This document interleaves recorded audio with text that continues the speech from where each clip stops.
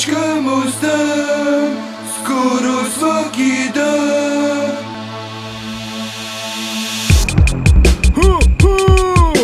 Pljačkamo,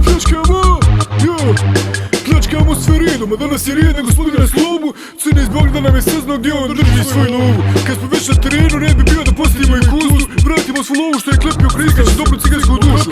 Čovjek koji nema svoje ja, meni jednako ko ništa. Moli za života Đove, spreman da s njega pokiša.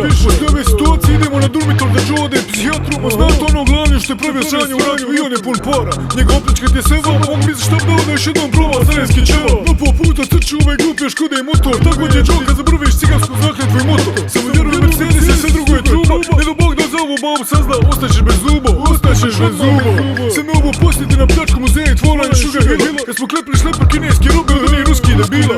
Vrijeme je da više prestanemo s ovim sitnim kriminalom. Ajmo se angažirati u politiku da kulturno krademo narod. Kulturno i krademo.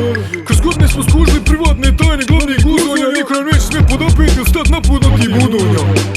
Pljačkamo stan skoro svaki dan. Pljačkamo vas, pljačkamo tebe, naš pištolj, vas, sebe.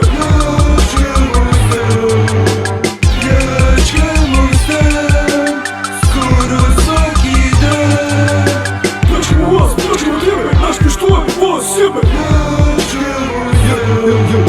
Uz Egeo i Saga idemo prvo mazit Blikšića, od Radga pravo Mečke jer je pun ko širca.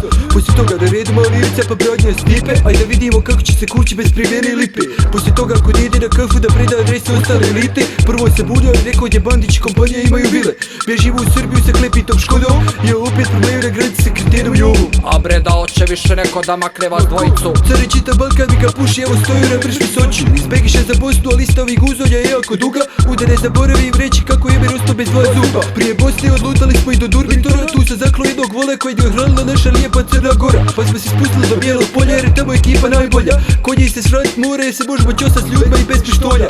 Pa dalje za Hercegovinu do našeg najboljeg Mostara, tamo su svi raji i ovi Hercegovci puni para. I na kraju bit ćemo do Rajvo Sare kad svako zna da idemo da se kandiramo za predsjednika.